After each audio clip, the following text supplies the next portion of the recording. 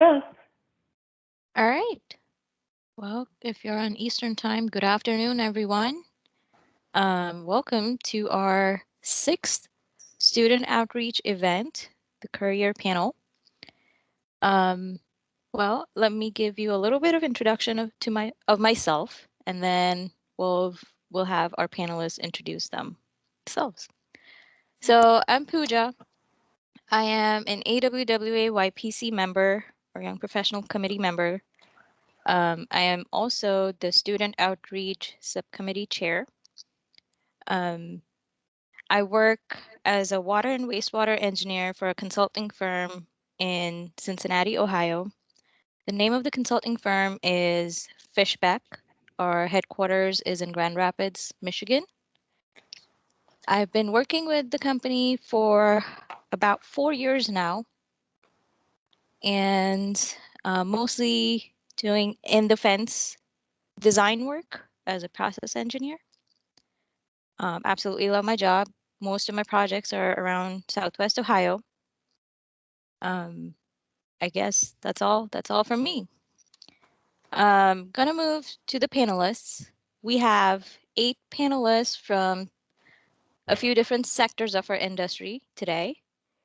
Um, Panelists, I request you to introduce yourself and in a form of how you would give an elevator pitch.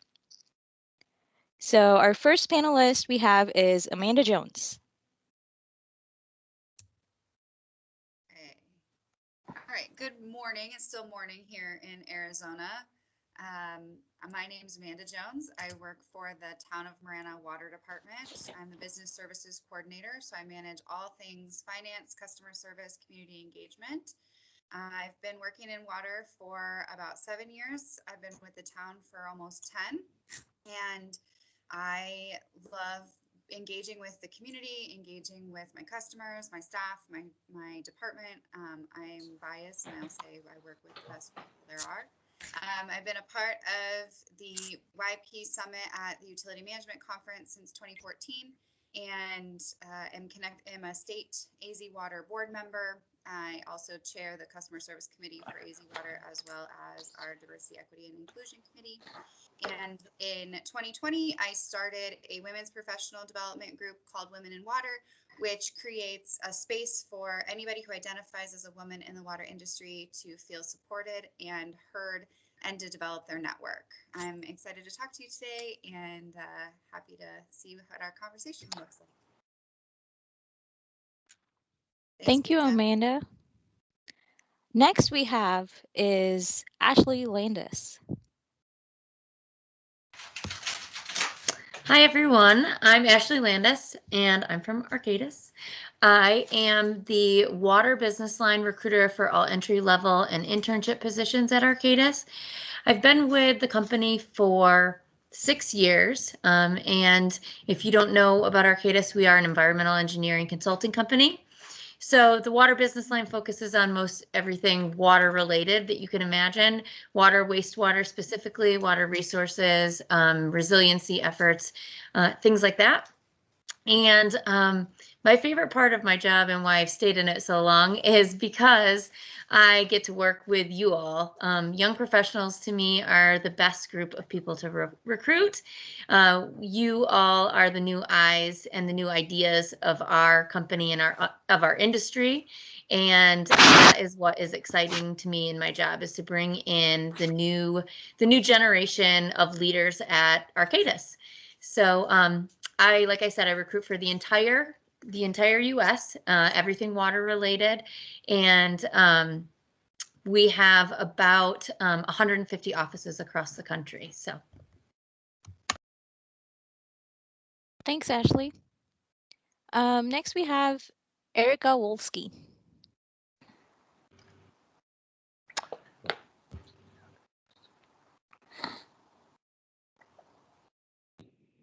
Erica, you're on mute.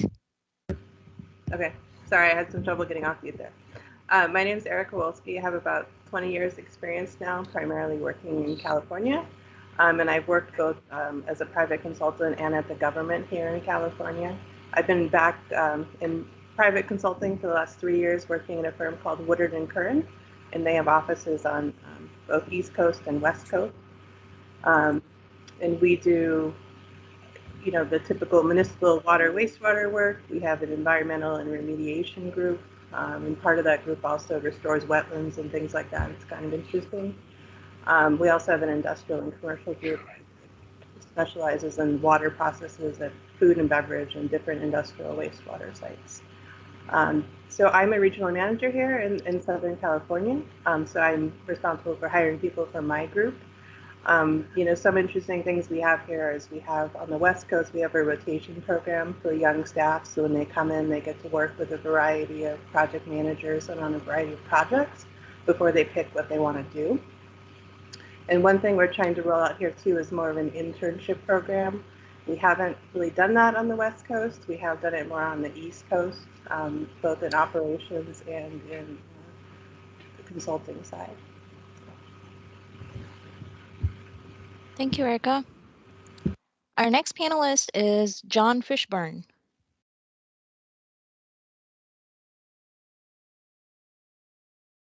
Hi, everyone.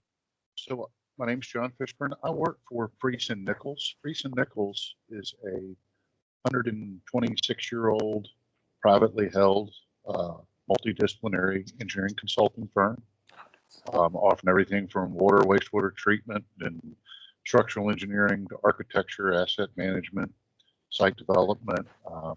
They pioneered regional water supplies, so that's kind of the foundation of Freese & Nichols. In particular, I'm in the Charlotte office, and I work with operations engineering for water distribution systems and wastewater collection systems. So a little bit of a non-classical engineering approach where we're working with real-time work, and plans are done,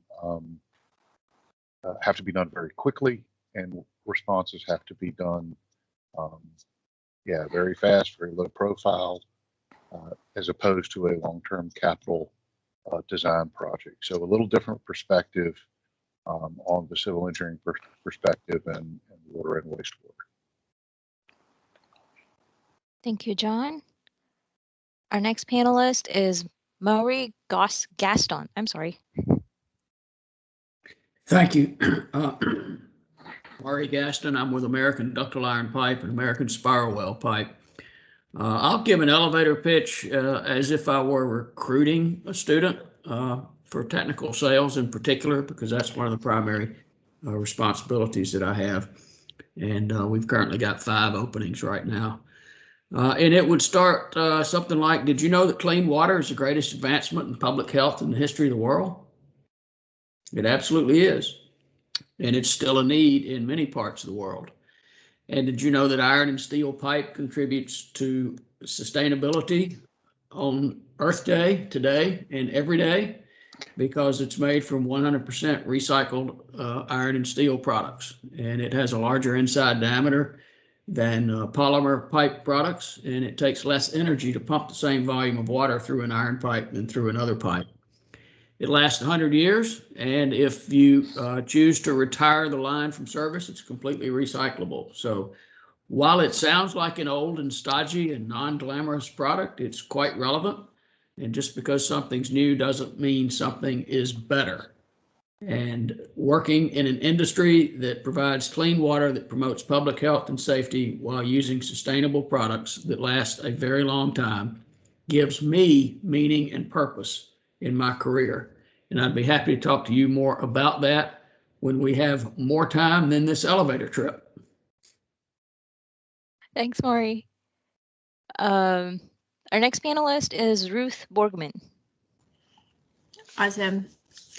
Thank you. Hey, everyone. I am in Greensboro, North Carolina, so I am East Coast time. Good afternoon, everyone. I work for Hazen and Sawyer. I'm an associate here, and I really focus on all things wastewater. And we do everything from, master planning and studies, preliminary engineering reports, all the way to detailed design and construction administration. And so really full service. We like to say we do all things water. And so I'm on the wastewater side, and that's my experience, but certainly have people in drinking water, stormwater, water resources, anything like that. So we're very focused. We're privately held as well. And we just have a really good and fun culture. We have offices East Coast and West Coast, and I'm happy to be here. So thank you. Thank you, Ruth. Our next panelist is Tara McGowan.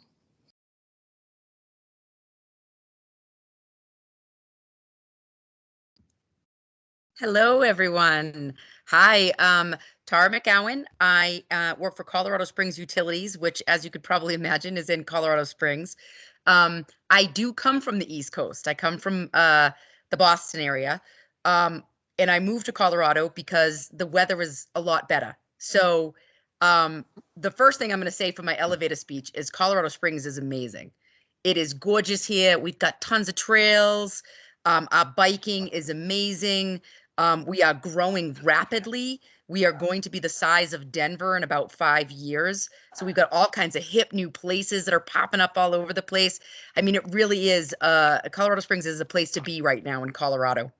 And at Colorado Springs Utilities, we are hiring young engineers like nobody's business right now. So we've got all kinds of openings for water and wastewater engineers. I work in the water and wastewater engineering field, and we do projects like pipelines, and we're doing pipeline lining projects. We're like cutting edge innovation to get that stuff done. We're doing treatment plant projects, water and wastewater treatment plant. We're doing direct potable reuse right now, which is really super cool, where we're taking wastewater and we're making beer out of it.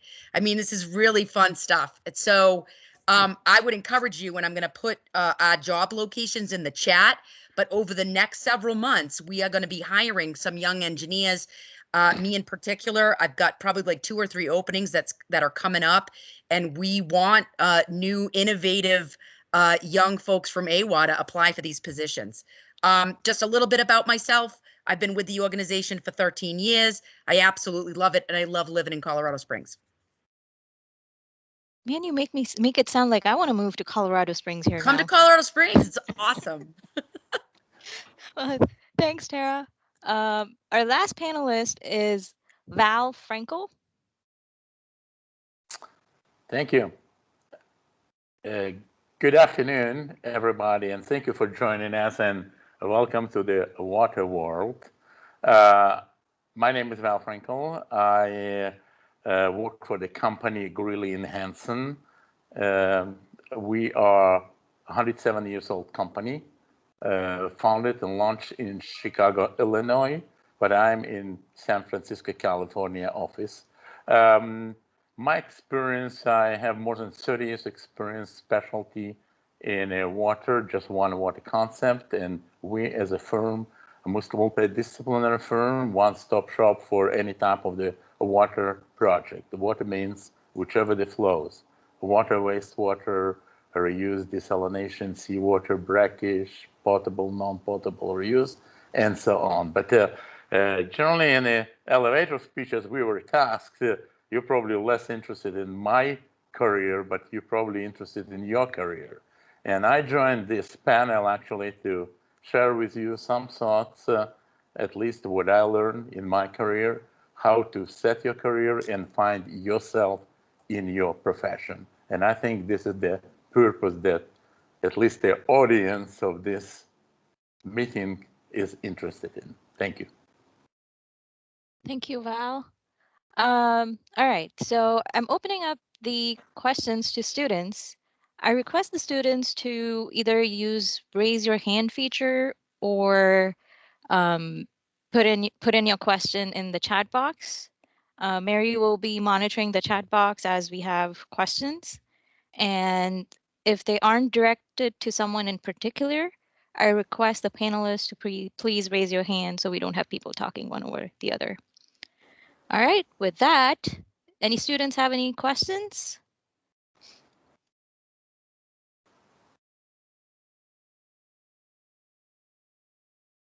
Yeah, I do. So my name's Nick Serrato. Hi, nice to meet you all. Can you guys hear me okay?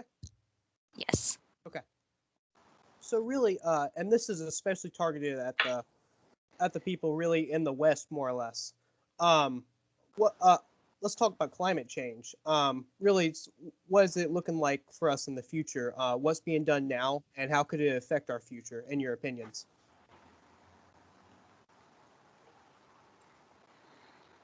Panelists? Amanda, you're on mute. Okay. I didn't want to talk over anyone, so you can hear me, right? Yes. Cool. So thanks for asking about water in the West. It's one of my favorite things to talk to our community about. There was a big ABC News story last week about upcoming drought on the Colorado River and what that means for drought contingency plans. In Arizona, we are ahead of the game as far as groundwater management goes. So if you're interested in engaging with those kinds of policy decisions, I would encourage you to look out this direction, especially in southern Arizona. The city of Tucson is the largest CAP customer in the state, or in both basins, the upper basin states and lower basin states. So it's something that we pay attention to regularly and frequently. And this is one of the first times that we've really seen a real drought conversation with potential shortages on the Colorado River. So what that means for water resources, what that means for a place like Marana that's engaging with 850 new connections each year, how we ensure our assured water supplies. Those are all things that we talk about every single day.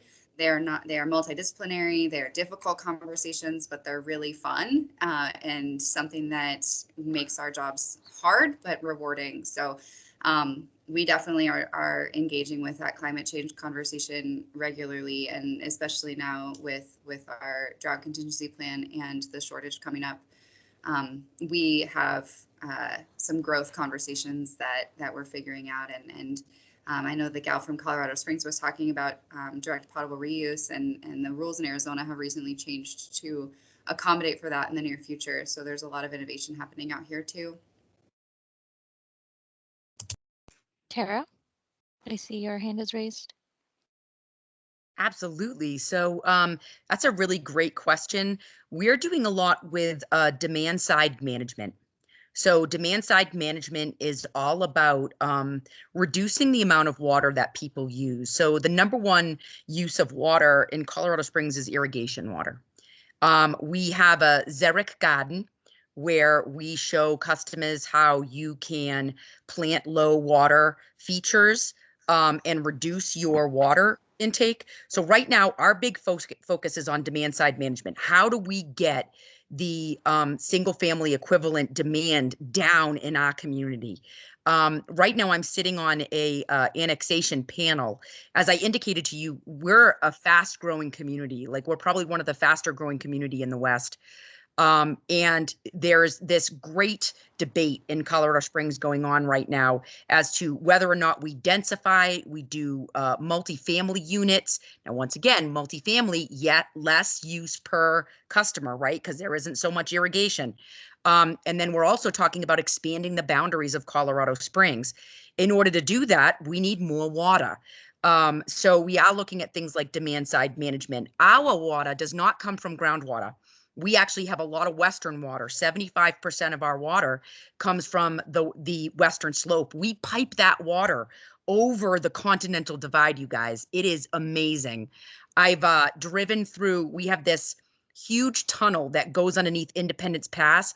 I've gotten the opportunity to drive through it several times. It's like a mile long. It's amazing. But we pipe that water all the way across. Now, that's a huge risk for us, right? Because now they're talking about Western water and putting restrictions on that and things like that. So if you came to work for us, you would be on the front of the line working on water rights and making sure that we're using our water as intelligently as we possibly can. We're starting to put in a brand new AMI system so that we can start measuring our customers' water and alerting them to certain things and helping them to see the relationship between a water drop and a dollar, right? So all of these things are going into wise water use. Nick, you want to apply to Colorado Springs Utilities.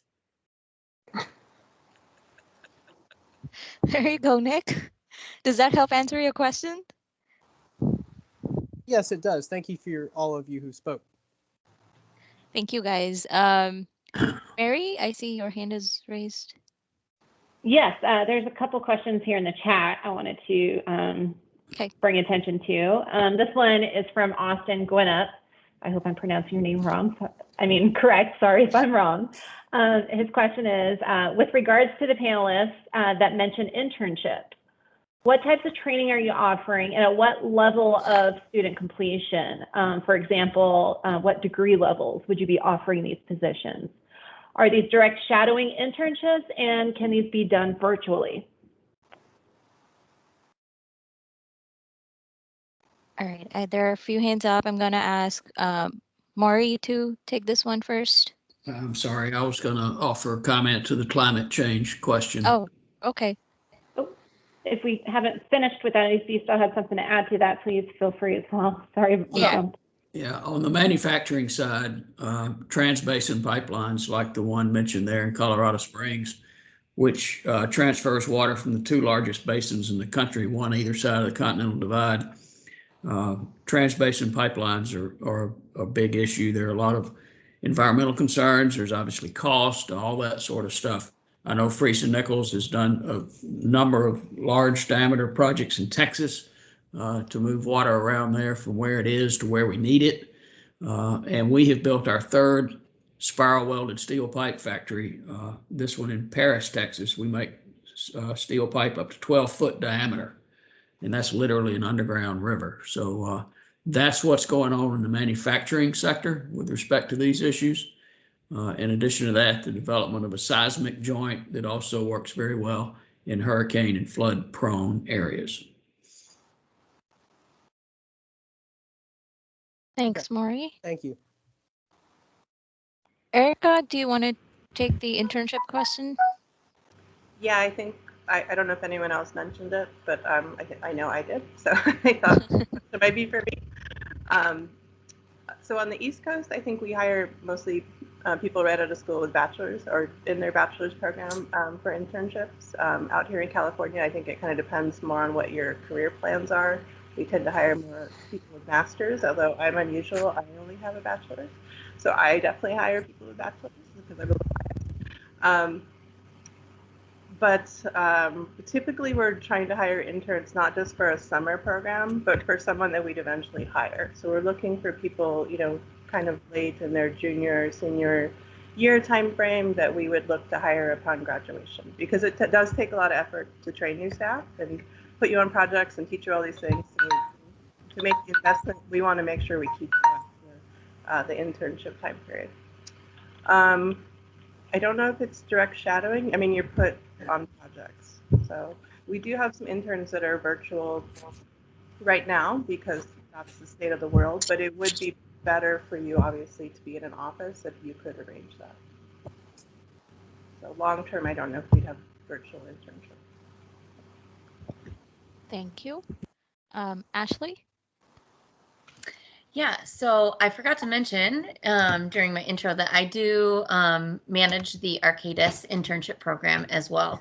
So I am the person running the whole program for all of the business lines, water, environment, transportation.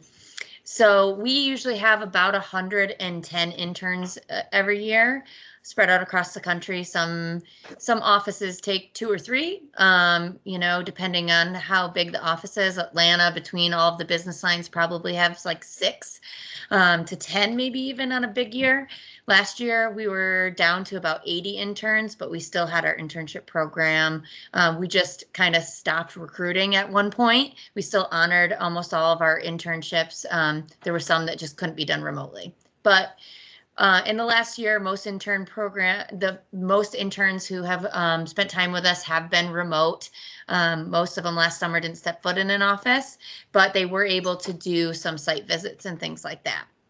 Like Erica said, it is always better for a learning experience to be able to be in an office next to people, pop over to ask questions and things like that. And we understand that.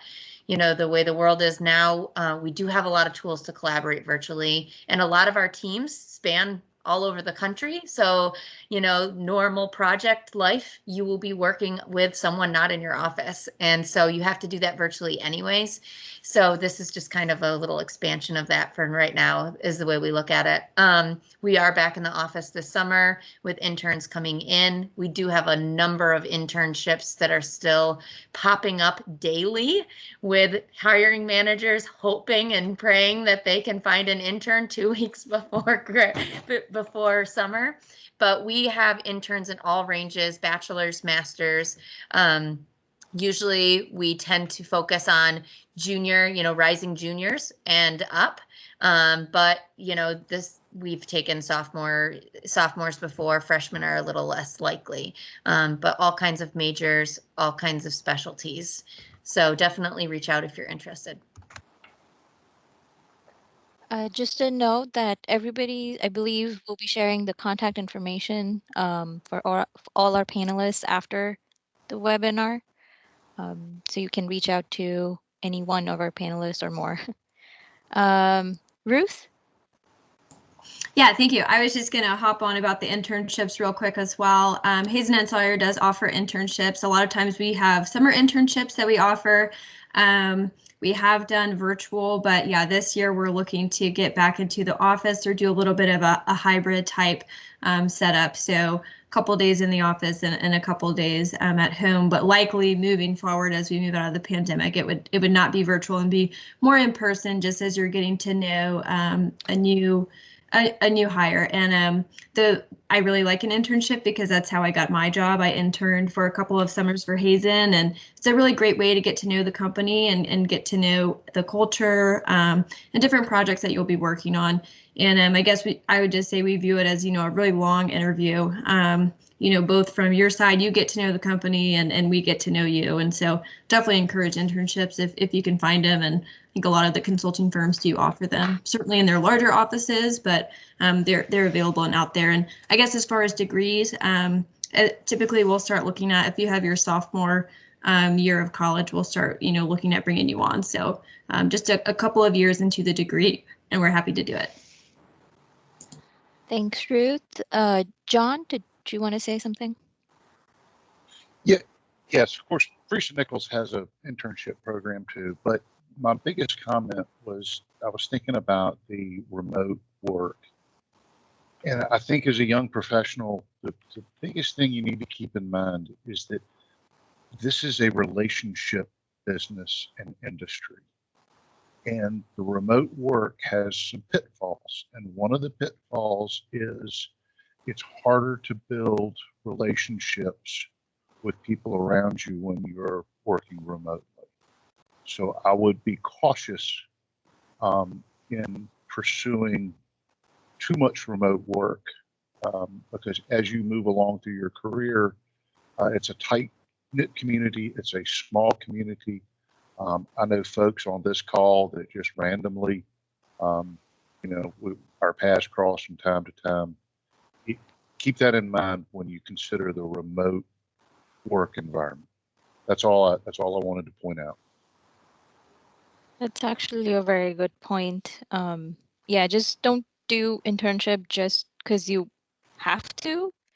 Even if somehow you're remote, try and get in touch with your manager or your internship, whoever is in charge of you. Pick up the phone. I know we have IM, we have emails, but because it's remote, it would be a better way to pick up the phone and ask the question. That's all right. Moving on. All the internship information will be shared with you guys. So look for that. Any openings, entry level or internship level, again, will be shared. Our next question, Caitlin.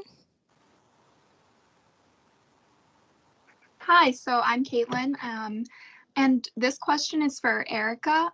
I believe you said that you worked for a city before, but I might be wrong on that. And so my question is, what has it been like transitioning, or what was the transition like to Woodard and Curran, which is employee owned, and how do you feel about that environment related to your past experiences? I actually worked for the state of California, so not a city. And for me, it wasn't too bad of a transition. I still do regulatory work, so I still talk to government people all the time. And I have gone back and forth to the government and to this job. So the nice thing about the government is it's more stable. You know, it's union here in California, so it's much harder for them to lay you off. Salaries go up very slow. You do get a good pension here in California. You don't get a lot of cash. So one of the reasons I left from time to time was just if you want to buy a house in California, it's really expensive. So, you know, having that capital is really hard to get. But I liked working at both jobs. I mean, if you can survive in a private environment, you can definitely survive at the government. You know, vice versa maybe is a little harder. You know, you have to be used to meeting deadlines and things like that, and working for clients, and you know, so it is a different experience that way. So with the government, you know, you could always say, well, we don't have enough staff, we don't have enough money, so I'm not going to do this year. But obviously, you can't say that when people are paying you to do work. Hey, Pooja, I still have a couple of questions in the comments for you. Yeah, go for it. If we're finished with that one. I think we are. That was only directed towards Erica. Okay.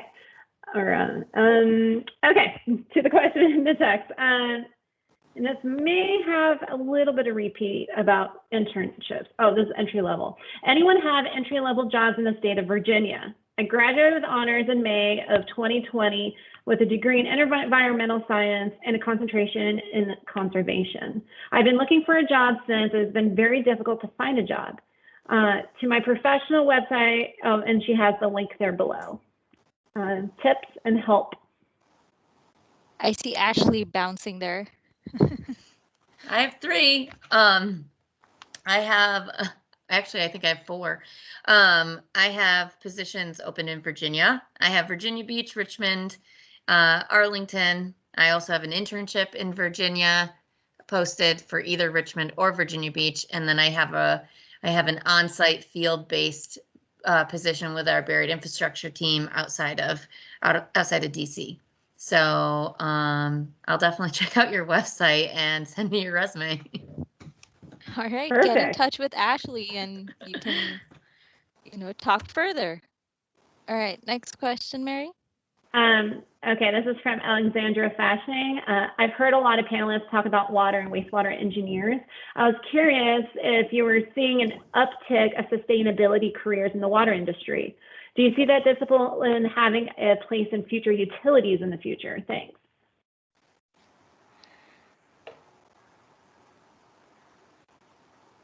I can respond to that. I'm seeing a lot of large municipal water utility districts hiring chief sustainability officers. I think this issue is becoming more and more important, and they want to be sure the practices and the specifications that they employ support sustainability. Thanks, Maury. Tara? Yeah, that's a great question, especially with Western Water in Colorado and our strict water rights. We have an entire team that is dedicated to working with farmers to appropriately convert water rights from irrigation use to municipal use. We, like I had indicated previously, we do a lot with demand side management, promoting xeric gardens, a lot of sustainability, especially in Colorado. All right, so get in touch. If you're looking for sustainability, get in touch with Maury or Tara. Ashley, I see your hand is raised. I was just going to chime in. So I know that I mentioned Arcadis is an environmental engineering consulting company, but one of our main focuses and core values is sustainability. So we try and improve the quality of life in all of our projects. Sustainability is obviously a very a very hot buzzword, nowadays, and there's majors coming out. I'm definitely seeing that at different schools, people coming out with a master's in something sustainability. And it's not that my hiring managers really look for someone with a major in something sustainability. It's kind of an offshoot of an environmental engineering degree, a subset. But a lot of our projects require that. We do have a very big green infrastructure group that does focus on that kind of thing as well. And they look for people that have more of a, more specific focus than just, civil or environmental engineering. But, the sustainability major, I don't think it's as popular right now or as broad, but I think it's probably going to get there. Amanda? Just to kind of piggyback off of not being a traditional engineer, for lack of a better term, we're seeing a lot of effort and focus on technology. So asset management systems, CIS, you heard, I think it was Tara mentioned her AMI infrastructure. We're installing AMI right now. So anything that's kind of that supplement is going to be really helpful. We have a lot of work in GIS that we need to get done. So that's a gap that we're trying to fill and figure out how to best fill that on the municipal side with a small utility is not only that, sustainability resource piece, but also all of the technology that goes along with that. SCADA is another really great example if you can get any experience doing those kinds of projects. Asset management, SCADA, AMI, even LIMS, a laboratory management system would be helpful. Thanks, Amanda. John? So I'm coming from the infrastructure side, kind of like Maury, and one of the challenges you have with sustainability is the fact that government projects are low bid, and your life cycle, including life cycle costing, which feeds into that sustainability. Your most sustainable product is probably going to have your lowest life cycle cost. So there is a challenge, and there's a lot of work to do on that front, particularly as relates to infrastructure for water and wastewater systems.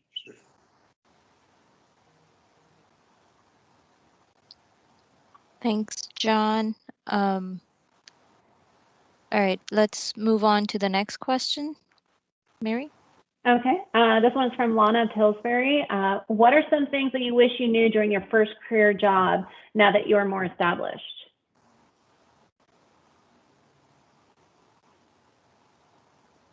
Okay, hands are still raised, so I see Tara's hand.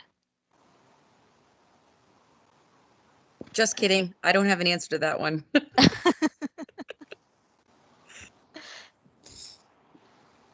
Amanda. I'll go. So I have a master's in public administration, and one of the things that has been really valuable is the breadth of that experience. So any kind of accounting, graphic design, communications, anything like that you can get your hands on or get exposed to, even if it's preparing an event for a student association that you're a part of, or volunteering with Water for People or your state section or MA. Anything like that, I think would be a really valuable, just so you're exposed, so you know what happens when someone like me calls you and is like, hey, I need your help on site for an event. Can you help me get this prepared? You'll be ready to jump in. So kind of those things that you may not be exposed to every day, but if you work for a small place like ours, you'll definitely have to jump in with both feet. So communications, graphic design, accounting, budget, government budgeting, specifically how you manage revenues, expenditures is really helpful. Thanks, Amanda. John? So yeah, you're doing going back to my earlier point about relationships. This is a relationship industry. Joining organizations, getting involved, understanding what's going on in the industry, knowing who's who to some extent, and making the effort to participate in your local chapters, I think is real important. I wish I had done that earlier.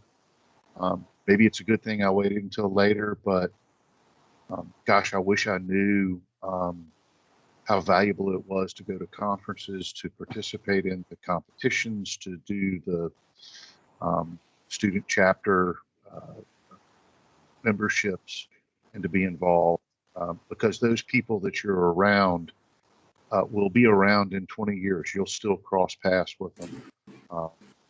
So I think that's really important. The other thing is, like Amanda mentioned, some of the things you don't get exposed to, like writing, accounting. Yeah, I mean, that's one of the things that if you go into project management of any sort, you're going to be composing business letters. Some schools do better than others, preparing you for that. And then the accounting rules, and at least having a basic understanding of how to account for project cost and government budgets and corporate budgets is an important feature to begin to understand. Thanks, John. Yes, Maury. I'd like to emphasize what John has said and maybe define relationship industry a little bit. I've worked in 5 locations throughout my career, from New York to Florida to California, Texas, and Birmingham. I know somebody at every firm that's in this panel. And while this is maybe the first time to meet these panelists, I know folks at every one of those firms, literally all across the country. Pay attention, be intentional, go up and introduce yourself when you go to these conferences. Go to your managers early on in your career and say, I want to go to this conference, and be ready to have 2 or 3 reasons why. One of which, I can better support our firm if I know more people, if I'm exposed to more ideas and topics and things of that nature. Follow up after conferences. Be intentional about building your LinkedIn network, and don't just leave it at LinkedIn. Call these people on the telephone. Watch their webinars, respond to their webinars, tell them what you learned from their webinar. You will endear yourself to an industry veteran by doing that, and they will help you in your career. Thanks, Maury. Speaking of conferences, we have YP Summit coming up on August 3rd. Unfortunately, this year it's virtual, but it's still going to be as interactive as we can make it. So look out for that information as well. There's a good opportunities for students and young professionals to network. And like Maury said, get to know the speakers. We have brilliant speakers coming up. Yeah, so there you have one opportunity right here. All right, moving on to the next question. Mary, I'll just take a couple raised hands here, and then we'll go back to the chat. We have Marco. Hi, everyone. Good afternoon or good morning, depending on which time zone you're in. I'm a junior at NC and I am currently in civil engineering, wanting to explore more the water resource engineering side of it. And the reason why I'm doing this is because the hometown that I'm from currently has impotable water. And I am also an immigrant, and many reasons why people leave their country of origin may be due to environmental impacts or resources that they might not have. And so to lessen those reasons for people to leave, I want to be able to go back to my hometown and improve the water infrastructure, water treatment there. And I'm wondering if any of you all have had any experience in international work, and anything that you would like to share about that. But any recommendations for me to like look for people to reach out to in regards? That's a great question. I know at Auburn University, we have an annual trip sponsored by Engineers Without Borders to South America, and typically their project deals with providing clean water to the community. You've also got multiple ministries that provide clean water, like Never Thirst and other outfits like that. It's a very big deal, and it supports my earlier statement that clean water is the greatest advancement in public health in the history of the world. It's a big deal. Yeah. Thank you. Yeah, let Bruce? me respond. It's Val. Yeah, I do have an international experience working probably in more than 20 countries. Definitely it's North America, Central South America, and we do have an offices in Latin America, the Central and the South. And I've been doing a lot of work in Europe, Asia, and North Africa, and Middle East, in many countries. It's interesting that practically every place I've been to, they have issue with the water. So water is very precious, and the issue may be different. It may be quality of the water. It may be just lack of water, no water at all.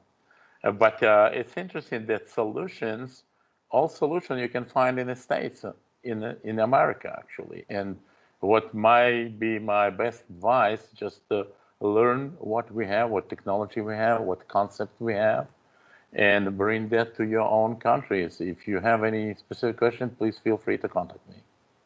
Thank you. You're welcome. Thanks, Val. Ruth? Yeah, and I was just gonna jump in and say hey to Marco because you're at A&T and I'm in Greensboro, so I wanted to give a little hometown love. It's good to see you on here, but I do know we have several people at our company who did a lot of work with Peace Corps, and I know, if you get your engineering degree, that's a really good experience that you can have. We've had several people go that route and really, see from a different side of things, and I would say a different level than the project that we typically work on at Hazen. And see at a more local level, some water infrastructure improvements in some places in South and Central America. There's also a group called Water Mission that's based in Charleston, South Carolina, and they employ environmental engineers that go to places, and it's just another place, like Maury mentioned, there's several groups that are out there that do that. And then I'm also very involved with Water for People, which is an organization that AWWA is partnered with, and that's a nonprofit that is working to bring water to different localities. There's 9 countries that they work with, and they have a model that they call Everyone Forever. And so they are really focused on working with the local community and making sure it's a sustainable and long-term solution that community would be able to implement in the long term so that they could exit this strategy. And so, and I know Amanda's been involved with Water for People, and just a little note on everyone talking about, this is a small group of people. Amanda and I actually met at a Water for People committee conference several years ago. And so I'm in North Carolina and she's in Arizona, and, our paths have not really crossed too much in the work world since, but it's, it's awesome to see Amanda again. And it is really a small industry. And so just one more plug to that. So there's a bunch of opportunities out there, and it's great that you're passionate about that, Marco. Thank you. Thanks, Ruth. Ashley? You're on mute. I have one short thing to add. All of those were great ideas and great resources. There are so many ways to get involved out there. One of the things that I will bring up, and I'm sure some of these other companies have some similar things going on, but we do have some internal programs for our employees to participate in as well. We have a partnership with UN Habitat. It is our shelter program that allows our employees to get involved in programs with UN Habitat. And there's no requirement to work for us for any certain amount of time. I hired a new grad last summer. He started with us, I think, in July from Ohio, and he started working on a UN Habitat project with our shelter program in August. So, I mean, there's a lot of ways to get involved. Some of these larger companies do have some internal, programs where they link you up with some of these opportunities. We do have international clients. We in the U.S. do have work in the Caribbean and also in South America that we do partner with, because we have a lot less offices in South America. So we do work on South American projects as well. Okay. Thank you. Thank you, Ashley. Great question, Marco. So if you need more information, feel free to contact any of our panelists, and they can definitely direct you or guide you more. Thank you. Thank you. Next question, we have Nishant. Hey people, can you hear me? Yes. Yeah. Hey, this is Nish. I'm a recent graduate from UCLA with a master's in environmental and water resources. Like, I just wanted to know and get insights about the openings when it comes to smart water engineers. Like, just to give you a background, I have experiences with water resource engineering and also on these technological solutions like artificial intelligence and machine learning and all that. I'm also currently working closely with the Smart Water Networks Forum, which is a leading hub for the smart water and wastewater sectors. Like utilities these days are generally pushing towards this digital transformation after having realized the perks of these technological solutions like remote monitoring and predictive maintenance, and many others like capturing tribal knowledge from workforce retirement and also cost benefits and all that. From my time with the Smart Water Networks Forums, I know that Arcadis and Hazen and Sawyer are working closely with us on such smart water systems. And I'd like to direct my question to Ashley from Arcadis and Ruth from Hazen Sawyer. And if any others have anything to say, just feel free to jump in. I'm all ears. Ashley, Ruth? Sure, yeah. I had a feeling you were gonna ask me this because of the smart water stuff. So I don't know if you have I think that you're probably on LinkedIn. I don't know if you have connected with Jim Cooper.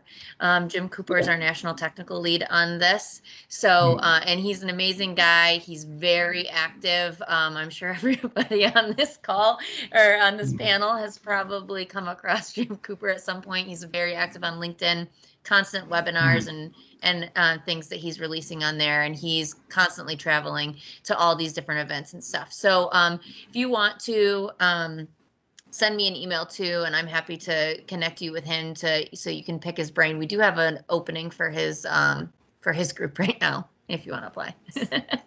Yeah, I don't know, Jim. Like, as you told, I've been at a lot of webinars that have been hosted by him, like utility management and applying asset management approaches to stormwater programs and all that. Yeah, I've been following Jim and his works, but I wasn't sure if any others had openings when it comes to intelligent water. Like, I recognize it's a very niche field, and it is right now just blooming, and there are not going to be a lot of opportunities out there. But I just thought I'd wait for my time. So yeah. I mean, honestly, like someone else just said, I totally forgot who was bringing it up, like the asset management and the technology. I think it was Amanda.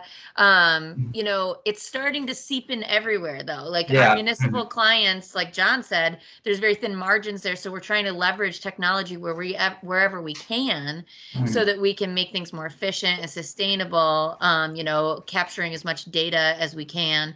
So Jim's group has been kind of at the forefront of that for Arcadis, but it's not like just limited there. Like those technology skills and your desire to, you know, use that smart water, you know, and go that route is really definitely just like spreading across all of our groups. Exactly.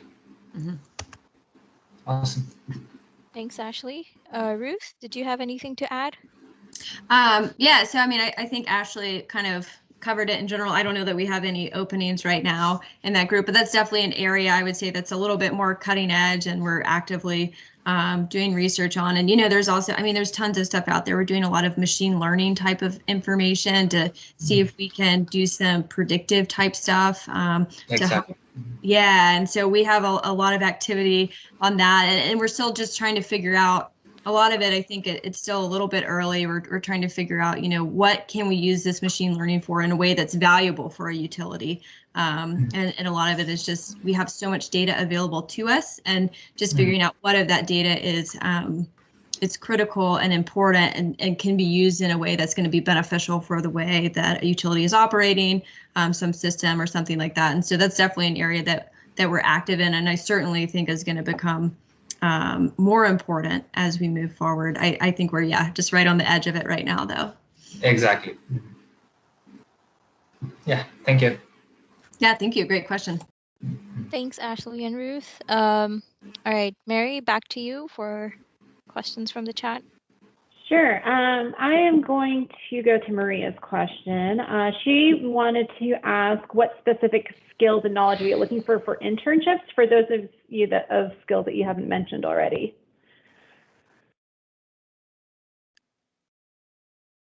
Panelists, anyone want to take that? Any particular Specific skills you guys skills? are looking for? Ruth.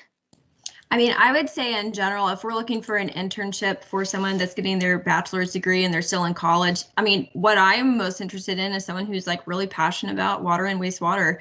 We don't always find that. And so someone who's eager, who can communicate well, I would say in general, we know that anyone that we're going to hire is going to have the technical background. If we're going to certain universities and colleges, you know, we know what that degree program looks like, and if they have, you know, a somewhat decent GPA, they're going to have the technical chops. But what we really look for in consulting is someone who can communicate well with others, is, you know, a nice person to be around, enjoyable, and, you know, we have to communicate with our clients, and so that's a very important thing. I know a lot of people like to joke, you know, engineers are introverted and they don't know how to communicate, but at the end of the day, that's an important part of our job. And so I would say a lot of times that's something we see as a differentiator.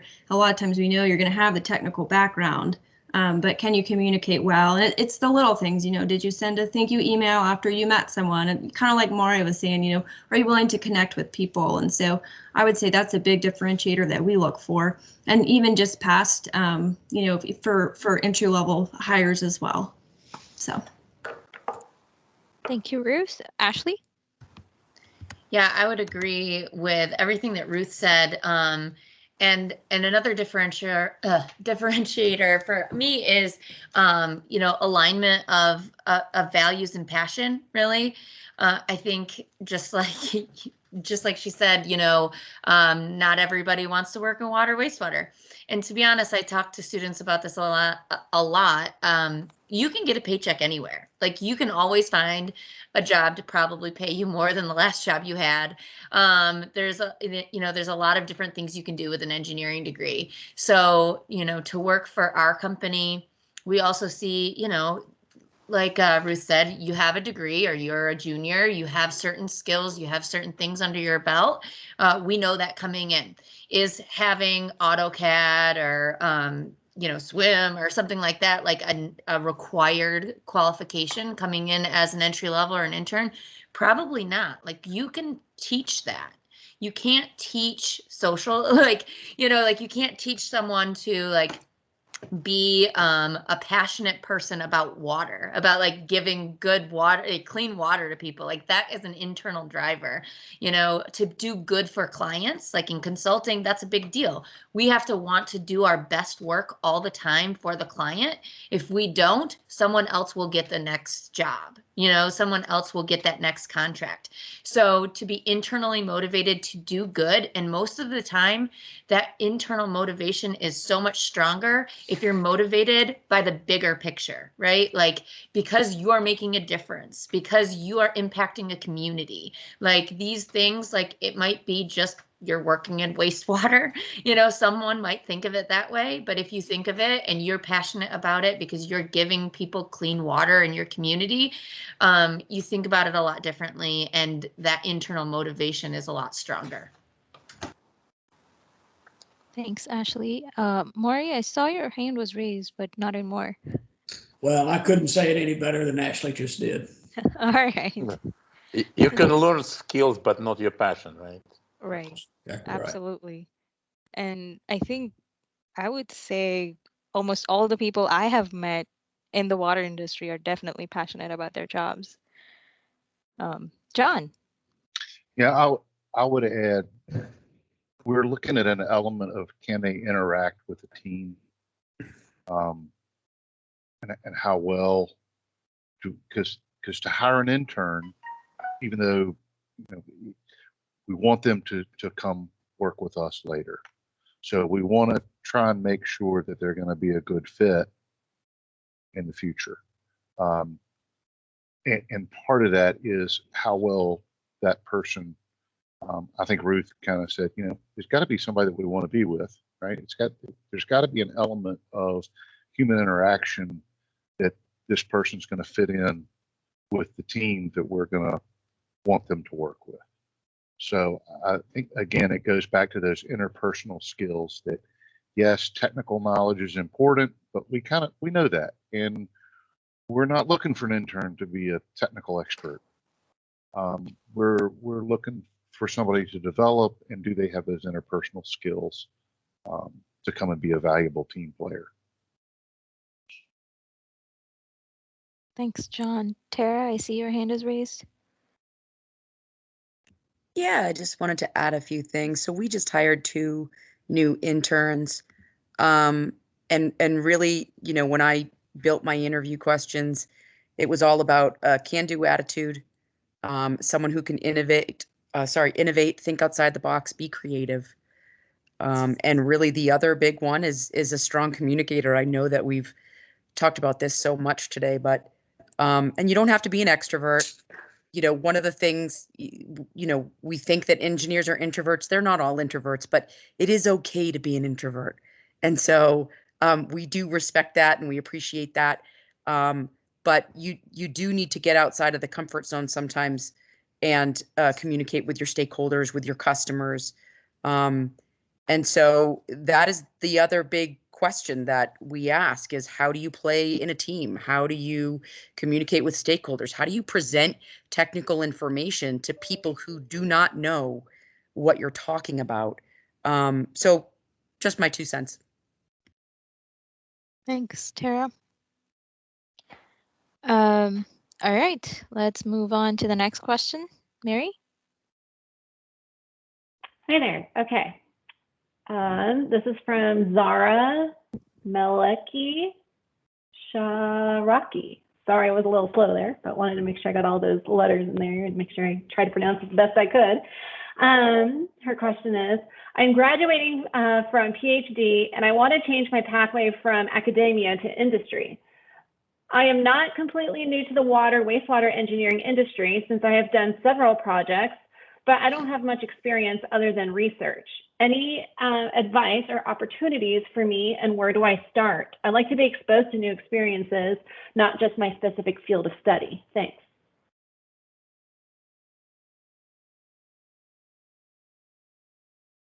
All right, panelists? Anybody? John, I see your hand is raised, but I'm not sure it's from before or if it's for now. Yeah, I was trying to lower it. But if I understand the question, it's how do I move from research to a production type career?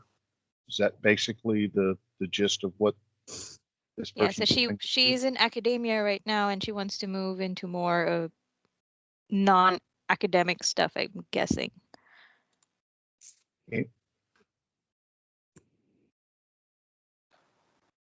That's tough because I think every consulting firm, and certainly in municipal, we had research type positions where they were geared towards answering larger questions. In the consulting side, I think you're dealing with, well, if somebody's going to pay for it, then there's that opportunity. So I think this person is going to have to do some work to demonstrate that they're capable of working with deadlines and people and interactions and constraints and not have quite the intellectual freedom that you might have in a research pursuit. And I think I'll just stop there. Okay.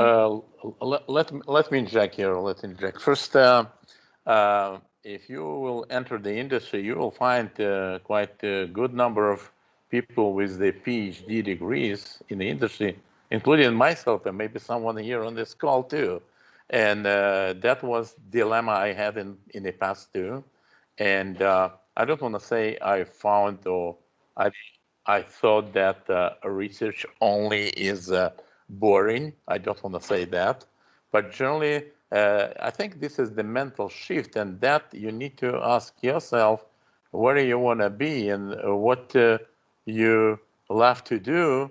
And when you do, you need to love what you're doing. So it's that the question. So the difference, the measured difference, what I see that when you're doing the research in most cases, you're like going probably 5-inch wide and 5 miles down deep. When you get into the industry, even if you specialize or you did PhD in certain area, you need to try to be the balance between 5-inch wide and 5 miles deep, and 5 miles wide and 5-inch deep.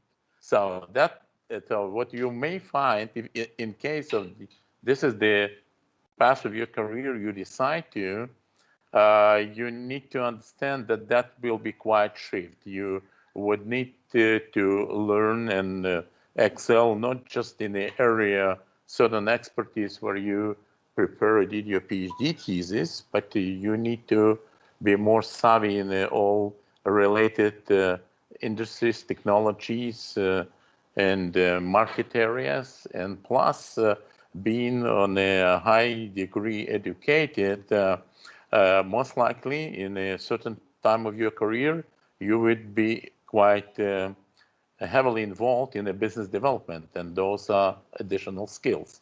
So I think it's a quite mental change, and you need to understand where you want to be. And just my advice would be generally, and I went through that in my career, it's to find yourself what you like to do, where you want to be in, and that probably every young professional need to make that decision, and how to get there.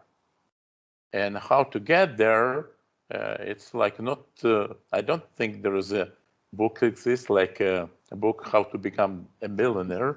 You can buy that book, but most likely you will be, it's hard to become a millionaire. To read the book, probably that 100,000 people other who buy the book will make millionaire, that author of that book. So it's similar in the career path. So there is, you need to first, it's already, I think it's all panelists expressed many times. The water industry specifically, it's an industry working with the people and relation. Our industry is very people oriented. And so to build your network, to know the more people, learn, and even those people here in a career many years and decades, we learn in every day. You need to be quite persistent as well.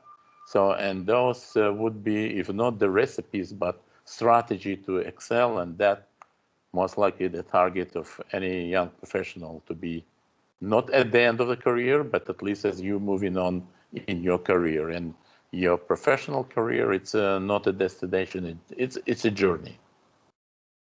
It's a great point, Val. Amanda, I see your hand is raised. Yeah, I just wanted to add for the PhD experience, you could take a look at nonprofits in wherever you want to go. So we've got several in Southern Arizona that look at watershed management, look at environmental issues that are not necessarily directly, engineering projects or construction and design, but you're exposed to some of those things. So it might be kind of a good way to get some additional experience if you don't have that technical engineering background. Or I'm usually the only non-engineer in a room a lot of the time, and so which is one of my favorite jokes. But it's something that I know is on a lot of young engineers' minds, is how to get exposed to those other things, or how to, if you have the technical experience, how to do all the other things. So it's interesting to hear it coming from the other side. I've got this other experience. How do I get the engineering experience? Which was what my education, or my experience in my job was I know all these other things, but I don't know the technical engineering side. And so I just started getting engaged with some of the community partners, and it was really a really great way to kind of get that exposure without having to have that technical background. Ashley, thanks, Amanda. The one thing I was going to say is that when you're trying to shift focus, sometimes it's helpful to take a new run at your resume. One of the biggest tips that I can give any of you on the call is to make sure that your resume is for the job you're applying for. And this might seem like a no-brainer, but we get a lot of resumes. A smaller firm might not get as many resumes as I get, but I am buried in resumes every day of my life. And if it takes me too much time to connect the dots between where your interest is and where the job is, I'm going on to the next person. I don't have time to connect the dots for my managers and say, you know, oh, well, I know that Ohio State has this program and I think that they probably took this class, because just because you have, you know, a bachelor's degree in civil engineering does not mean that you took the same classes as this person next to you did. If you're interested in water and you're taking water related classes and you're doing water related internships, then make sure that that information is on your resume so that it's clear that someone knows you're interested in water. If you're looking to change and shift from, you know, your interest from, you know, transportation to water or something like that, like make sure you put your experiences that relate to the job that you're getting. You know, it's not that you have to leave the other stuff off, but make sure that it's showing like that you have other things. You know, if you're looking as a PhD for a specific job, you know, we hire PhDs. I have a couple jobs posted right now looking for PhDs, but they're very niche positions usually. So, you know, my people doing like collection and distribution systems, they want to see that on your resume. They want to see that in your research. They want to see some sort of something on your resume that says you're interested in that, because otherwise they're just going to get a different PhD student that has that on their resume. You know, so there's those kinds of things to make sure that you're really looking at the job description and looking at your resume and submitting a resume that makes you a fit for the job, you know, so that it's like a no-brainer to bring you in for an interview.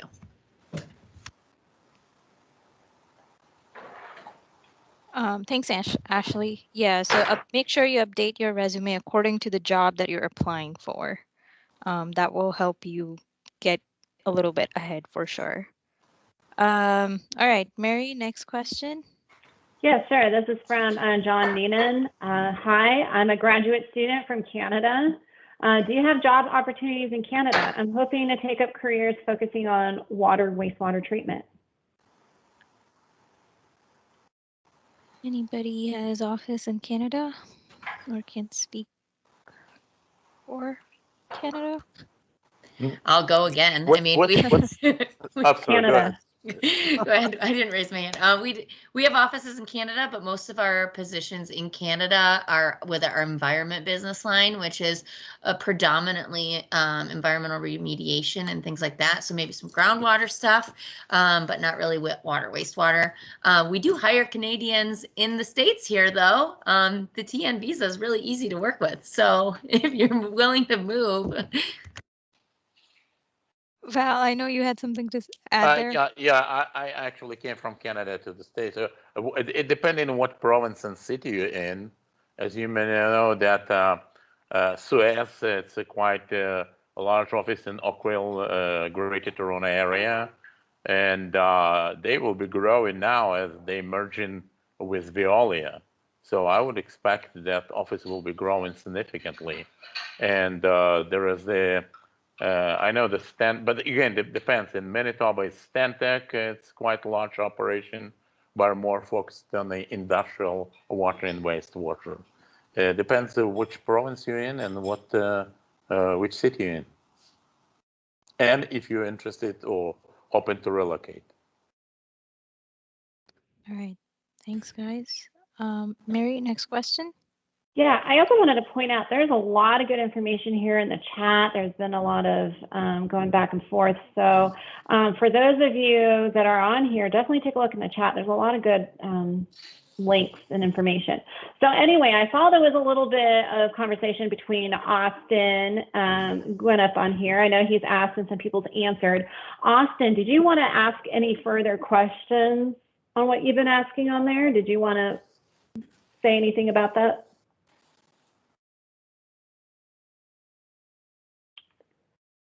Austin. So I know he was asking about engineering positions, projects that you have to have an EIT or PE certification. We got some answers. And if we have any new questions, feel free to let me know. That was the last one I saw on our chat box. All right. We still have about 15 or 14 minutes left. So does any of the panelists have anything to add? If not, I can I can ask a question here. So I was going to ask a question. Hey, Go for it. Of the other panelists, and I was thinking about it when Ashley was answering the last question. When was the last time you had somebody call up and ask to set up an appointment to come in and talk with you about job opportunities with your firm at entry level? That was something that was something we had to do. Like an actual physical phone call, John? Yeah, a phone call and saying, hey, I would like to come in. I'm getting ready to graduate, and I'd like to come in and talk with you about opportunities. John, I can respond. I'm probably, even in the pandemic time, probably twice per month or bi-weekly, I have those people reaching out. Yeah. Okay. But that more from LinkedIn. Mm-hmm. So the people connected, and the people connected to just random people that I never heard about them, and they probably never heard about me too.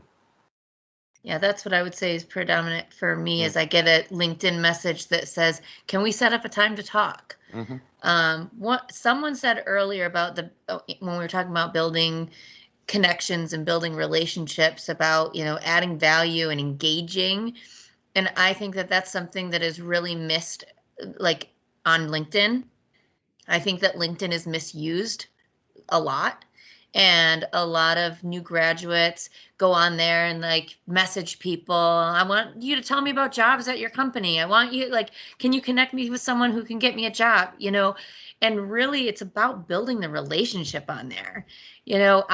I probably have over 1,000 unread messages on LinkedIn, honestly. And I mean, it's the same over and over. If someone actually was to say, wanting to add value in some way, connect with me over something I posted, that's a whole different thing.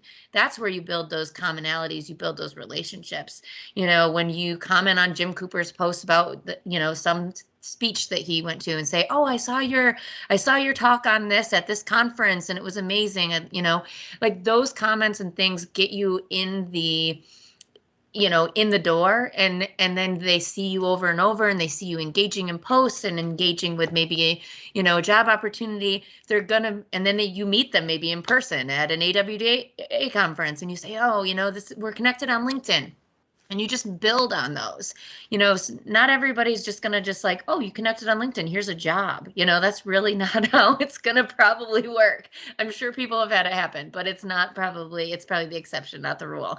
So just think about like the relationships and like this panel of people that you have at your fingertips, and building relationships, reaching out to people that you meet in these kinds of situations, and I have built a lot of relationships with students over the years on campus. I have this really weird quirk where I remember people's faces. Like I met like 3 years ago. I'll be like, oh, I met you at Michigan Tech, two semesters ago. And a lot of times I can't get you an internship, but if you keep coming back and you keep talking to me and you keep coming to our events and you keep engaging and you show your interest in my company, I'm going to remember you. And when it comes to hire someone for an entry-level position, it's going to be like, oh, this person has come to every career fair that I've been at for the last 4 years at Ohio State. She loves Arcadis. It's our dream company. We have to find her a job somewhere. Like we're going to be more invested in that situation than someone who's just passively like spamming everyone on LinkedIn. What about cold emails? I know when I was looking for a job, this was 4 years ago, I would find people on LinkedIn. Well, and it obviously just LinkedIn message, like Ashley said, like people will have hundreds or tens or thousands of unread messages. So I would take the effort to find a way to connect through email and be like, hey, I have a email version of my elevator pitch. What are your thoughts on that?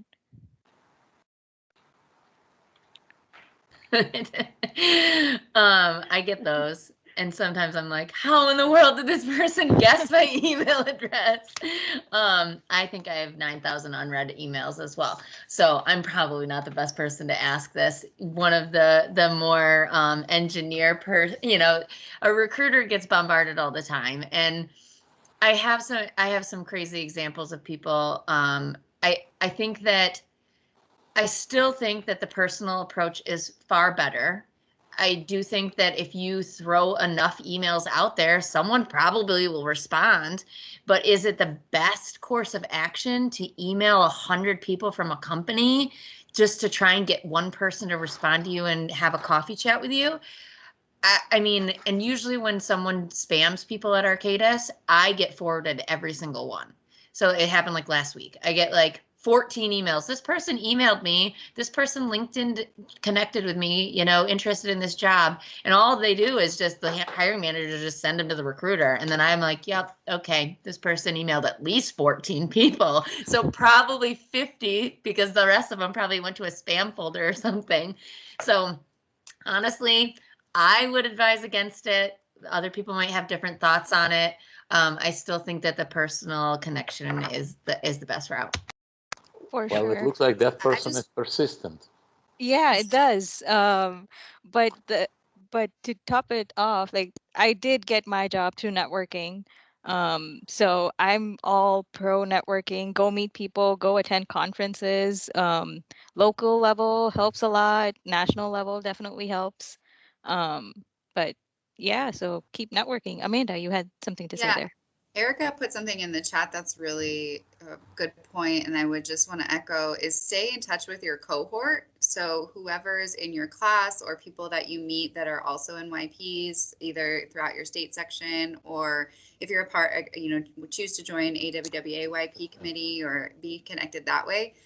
That group of people is going to, you know, proliferate out and help you build your network overall, and they may be hiring or they may have a relationship that you can, maybe they know Ashley, right? So really connect with the people that are in your same block that's moving through their career together. I mean, Pooja and I've been friends for years, and I have a really strong relationship with a lot of folks across the country, which is so cool that Ruth is here, by the way.